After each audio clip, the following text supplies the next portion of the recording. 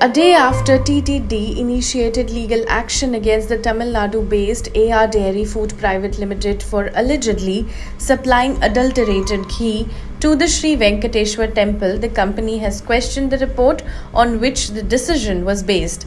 In his comments to a Tamil news channel on Friday, Kannan, a quality control officer at the Dindigul-based AR Dairy Food, called the allegations unsubstantiated. His comments came a day after TTD Executive Officer J. Shyamala Rao announced that samples from AR Dairy's ghee had been found highly adulterated.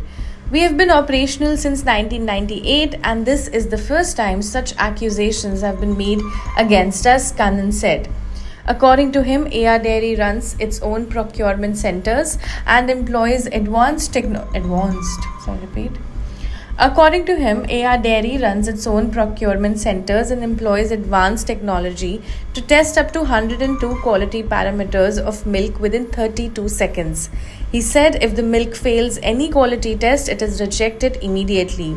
He also claimed that when AR Dairy was approved to supply ghee to TDD, a 4-member expert team from the temple administration visited their plant to assess their capacity and quality control measures.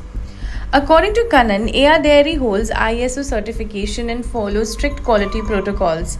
None of the previous reports indicated any deviation in quality, he said, calling for a more transparent process of sample collection, such as recording a video to ensure accountability.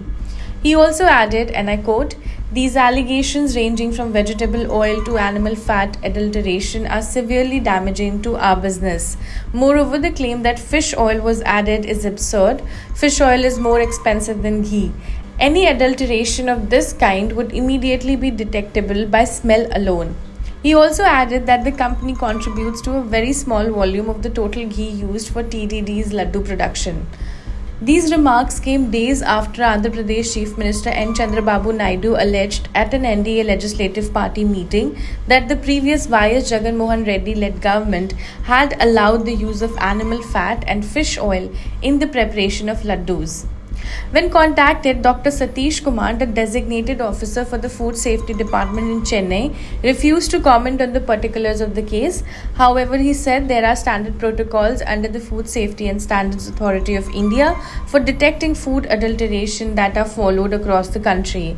Asked about the possible use of animal fat or fish oil being used in ghee, Kumar said that both would be highly detectable through smell and taste.